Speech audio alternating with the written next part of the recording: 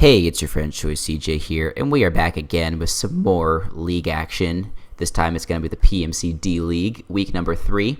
We're going up against the Detroit Solgaleos, coached by my buddy Pro Gamer, aka Roshan.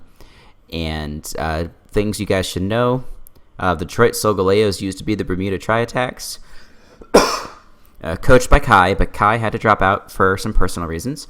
You know, no big deal. Wish you best of luck, Kai. Wish we get to battle you. We'll try and battle you the next time. And let's just quickly go over his team. He's got Omega Diancie, Rotom, Wash, Staraptor, Umbreon, Nidoqueen, Dragon, Excadrill, Mismagius, Galvantula, Tangela, and Celebi, the other fairy-looking thing that's name starts with a C. So he made a couple of changes to his squad. From the team that Kai drafted. Kai drafted, pretty sure he drafted Mega Charizard X, and so he swapped Diancie out for that. He also picked up, I think, the Nidoqueen. I could be wrong on that, but he also definitely picked up the Celebi. But anyway, I made some free agent transactions after week 1, picking up Skarmory, Seismitoad, Sneasel, and I mainly picked them up for this team. For the Solgaleos, because we have to play them this week and then one additional time this season, and they have a really threatening team, and I think that their changes made them even more threatening, to be honest. His special attackers really do work against me. Galvantula in particular is a really big problem. Mismagius can be a big problem as well. I don't really have a Ghost Resist on my team. My Ghost Resist is Sneasel, which obviously doesn't really count. And also Heliolisk, but Heliolisk is not at all bulky. It can't take any sort of coverage moves. And Nidoqueen just in general is a huge beast. Like, it's just so bulky, and it can fire off really hard hits. I had Nidoking this past season in UBC, and I liked it, but I kind of wish I had Nidoqueen, just because Nidoqueen I think is all around better. It doesn't hit quite as hard, but it still hits pretty damn hard, and just has much better utility being able to switch in on things. And Diancie is just a freaking monster. I don't think that should come as a surprise to anybody. It's really fast. It's got freaking, is it 150 special attack or 160? Base 160. Like, uninvested, it's 180. Like, my max attack Emboar is 192. So basically, uninvested, it's about as strong as my fully invested Emboar. Spoilers for this set here. And plus you got Rotom, which is annoying to deal with. So anyway, I don't think we match up well against this team, and we haven't even talked about Staraptor and Excadrill, okay? This is going to be a tough battle. With all that being said, I think he matches up pretty well against me offensively. I also think I match up really well against him offensively. He has 5 Pokemon that are weak to Ice-type moves at the moment. Staraptor, Nidoqueen, Druddigon, Tangrowth, and Celebi are all weak to ice moves. So Icicle Crash from Sneasel is a really big problem. And then he only has 2 resists to knock off, being Diancie and Umbreon. So basically this whole week we built around the fact that Sneasel should be able to demolish him. And let's just go ahead and jump into this Sneasel set. Gil Thunder, the Sneasel, rocking that pink skin to match the beautiful glowing locks of Gil Thunder. We have Knockoff, Icicle Crash, Ice Shard, Fake Out. We have enough speed on this thing to outspeed Max Speed Timid or Max Speed Jolly Diancie. And so I was going to bring a Choice Bandit set originally just to give it as much power as possible. And if I can eliminate one of his threats, then I just come in, for example, if I could eliminate Umbreon, then I just come in and I click Knockoff every time, and I get off like basically a 2-hit KO on something. But that Galvantula, if it's packing Sticky Web, is just too much of a threat. Sticky Web is going to really ruin my strategy here. So my plan for Galvantula is going to be lead off with Sneasel, Fake Out, follow up with a Knockoff, and take it out.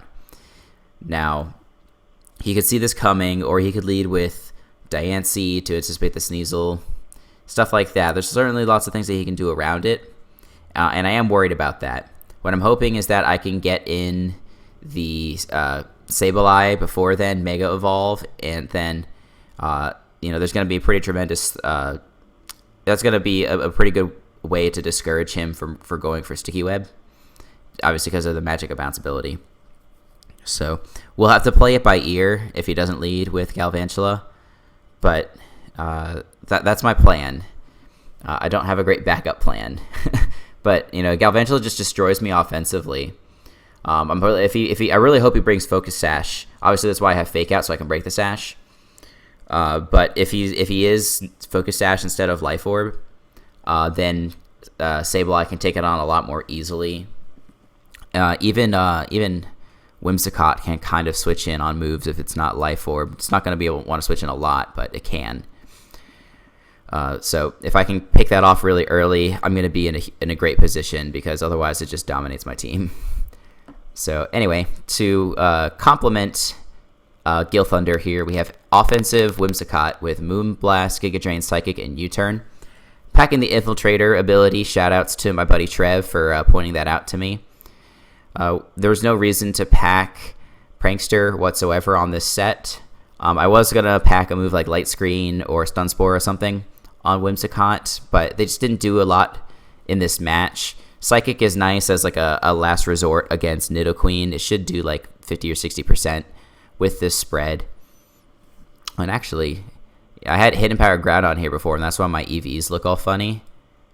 I'll have to send that to my Jenner real quick before he gets too busy with that. So shoutouts to V for helping me out with all my teams, by the way. While Nintendo 3DS is on the new firmware, my ability to gen my own Pokemon is non-existent. So thanks to him, big shout out.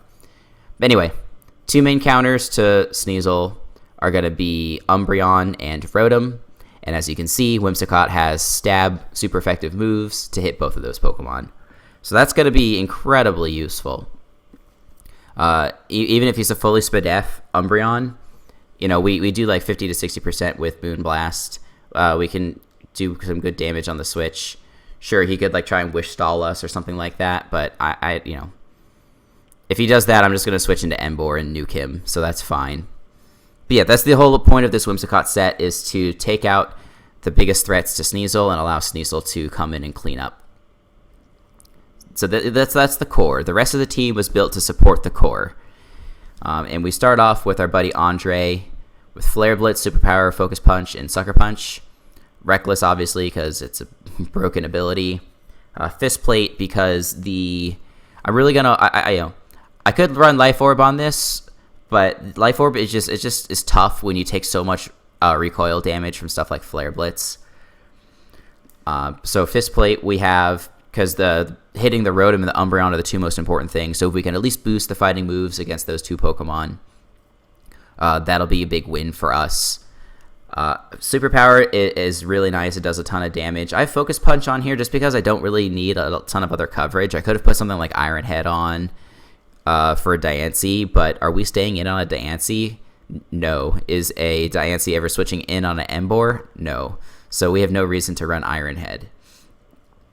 Flare Blitz is really good against his team. He only has Pokemon like Rotom to switch in and Druddigon. And there's one other, I guess Diancie. But as I mentioned, does Diancie really want to take a Flare Blitz? Not really. But yeah, so the Superpower hits the Druddigon, hits the Rotom, hits the Umbreon. If we come into a situation, we probably could come in on the Umbreon and go for Focus Punch. Because what's it going to do? Is it going to foul play against me? Like, I guess I could do that, but it's not going to do a ton of damage. I'm not really worried about it. If we come in on like Tangela or something, we're definitely clicking that Focus Punch. Because we're going to scare the crap out of that thing. Even on like Celebi, we could click Focus Punch. But anyway, if we can get off a Focus Punch on the Rotom, it does like 90%, even if it's fully Fizz Def. So it's just going to be a fun move if we get the chance to use it. But mostly I'm going to be clicking Superpower, occasionally Flare Blitz, Sucker Punch for stuff like Galvantula once it's weakened. And yeah, so if Emboar can also weaken the Rotom and the Umbreon, that's all it needs to do. Then Sneasel cleans up the team. We do have a mixed defensive Skarmory with Stealth Rock, Ruse, Whirlwind, Iron Head. It was really tempting to run Stealth Rock and Spikes on this thing. But Whirlwind is just a nice utility move in case he He's like Rock Polish Diancie. I guess if he's Rock Polish Diancie, we just click Iron Head. But if he's like Swords Dance Excadrill or something like that, you guys get my point. We're mixed defensives to take on the Diancie. And with this investment too, like Excadrill is not at all a threat to this Pokemon. Sure, Skarmory doesn't do a ton of damage back to it, but we can just roost for days, go for chip damage with Iron Head, and if we're feeling threatened, we'll just click Whirlwind. Those are the two main Pokemon that this thing takes on. It can probably take a hit from the likes of Druddigon as well, assuming that it's not Sheer Force with Fire Punch and stuff like that. It can probably take one hit from something like Mismagius. It probably can't take a hit from Nidoqueen. But yeah, it's basically just an Excadrill check and also a Diancie check. The special defense investment allows us to not be 2-hit KO'd by Hidden Power Fire from a timid Diancie. So that's Skarmory. We are finally bringing Amphius this week, our Mega Sableye, with a funky spread and a funky move set. Will-O-Wisp, Recover, Knockoff, and Snarl. Sableye is still not amazing in this matchup because Diancie just completely murks it. But there are certain Pokemon that we can come in on, and they'll switch out, and we can click a Snarl on whatever comes in. And then the combination of Snarl, Will-O-Wisp, Recover, we should be able to stall out pretty much anything that he goes for. This is a great answer to his special attackers, but it is a decent check. Like I said, if we can catch a Pokemon on the switch in, like say he wants to switch into Mismagius that's packing Dazzling Gleam, not only does Snarl do a lot of damage, it also is going to... Actually, there's no reason to run that. Let's run this. I got to resend ASAP. We can go for Snarl or even Knockoff. And with a Snarl, there's nothing that he can do, even if he's like Choice Specs, to be able to 2-hit KO us. This investment lives a Dazzling Gleam from a timid Mismagius if we're at full HP. Like we cannot be 2-hit KO'd. So we can just come in, we hit Snarl, and then we can recover up and eventually get off another move on it. So I'm not really worried about that.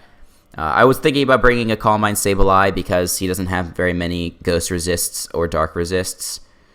It's just Staraptor, Umbreon, and are the only Ghost Resists, and the only Dark Resists are Umbreon and Diancie.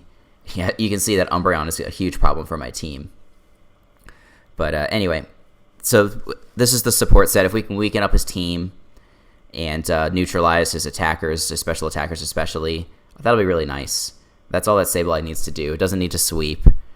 That's the thing. Sometimes, with a lot of these Pokemon, and I think this is a syndrome that something like Mega Scizor also suffers from quite a lot. Like your Mega Pokemon doesn't need to be the MVP. It doesn't need to be the sweeper every single week. You just have to put it in a position to do what it does best. So Sableye, while it's a good Calm Mind Pokemon, it's also a ridiculously good utility Pokemon.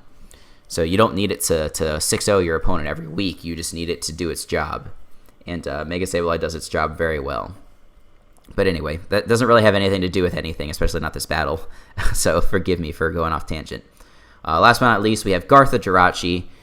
I don't think I've brought a Choice Scarf Jirachi to a league match, just because, I hate just bringing the set that everybody expects. But at the same time, I actually think this is a good set this week. U-Turn, Iron Head, Drain Punch, Healing Wish. Iron Head, because it's only resisted by Excadrill, Rotom, and one other Pokemon that I can't remember off the top of my head. And then Drain Punch does hit the Rotom and also the Excadrill. The Galvantula is the other Pokemon that resists Iron Head. It also resists Drain Punch, but, I'm just going to U-turn on Galvantula. And is Galvantula ever a defensive switch-in for something? It's really not. And then Healing Wish is a very common move on Scarf Jirachi, certainly.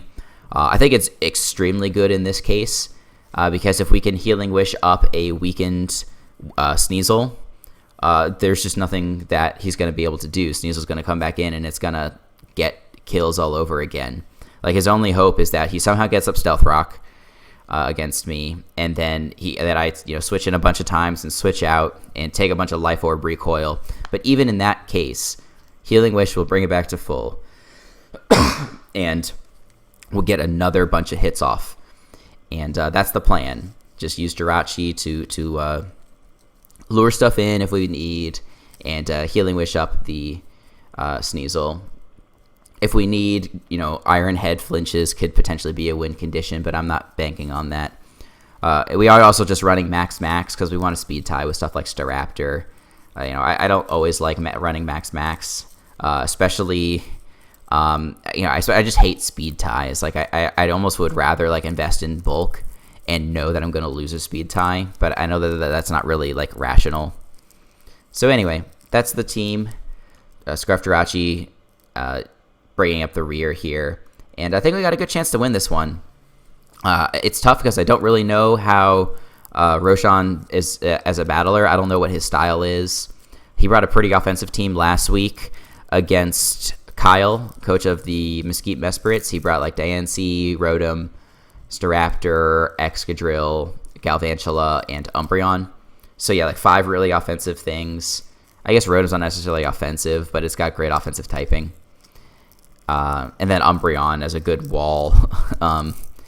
Unfortunately, Umbreon still gets murked by Conkeldurr, but that's besides the point.